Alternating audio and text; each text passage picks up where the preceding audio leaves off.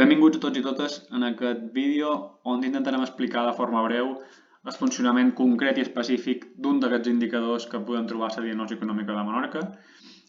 Una eina que podem trobar directament des de la web de l'APSAM sense necessitat d'usuari i contrasenya i a la qual hi podem accedir de forma lliure i totalment gratuïta. En aquest cas ens centrarem en un indicador en concret que pertany al bloc 2, que serà la demografia d'empreses. En aquest cas tenim 3 subindicadors i veurem que la interfàs principal de tots els indicadors és un poc la que vam explicar a l'anterior tutorial. Uns títols, fonts de dades, unitats i dada o data d'obtenció de les dades, i a la dreta tenim el panell de navegació a través dels quals podem navegar per tota l'eina. Aquí a l'esquerra, a la part d'esquerra, tenim una taula on podem trobar altes, baixes, taxa de supervivència, taxa de mortalitat i taxa de mortalitat prematura, que són aquelles empreses amb una vida inferior als 3 anys. I el interessant d'aquí és que podem navegar a través d'aquesta taula i podem modificar la visualització en funció de les nostres necessitats.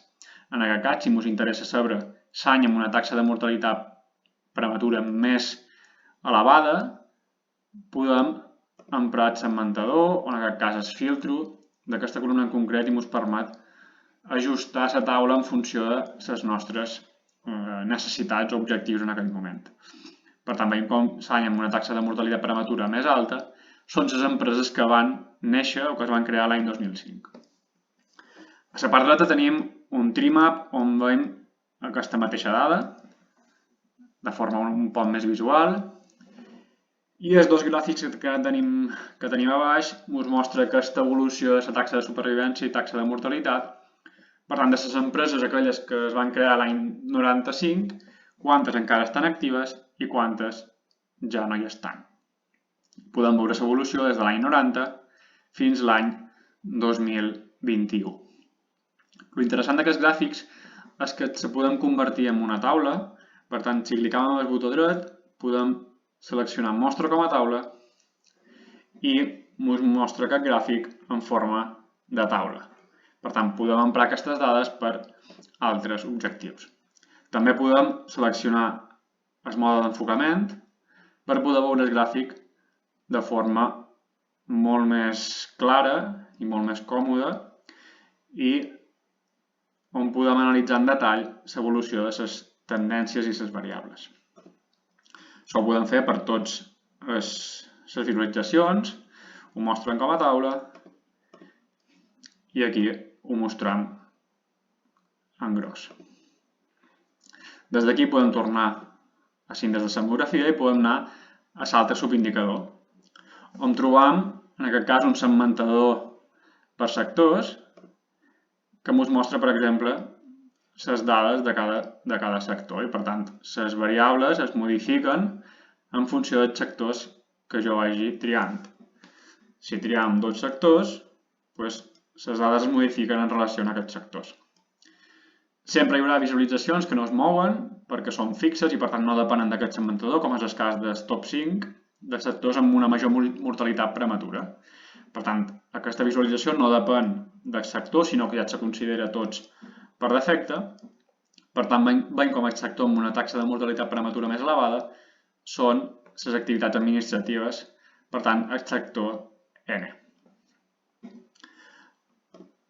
Si deseleccionem tots els sectors, tornem a veure tota la informació. Igualment, igual que antes, podem mostrar els gràfics com a taula i se podem veure a pantalla completa.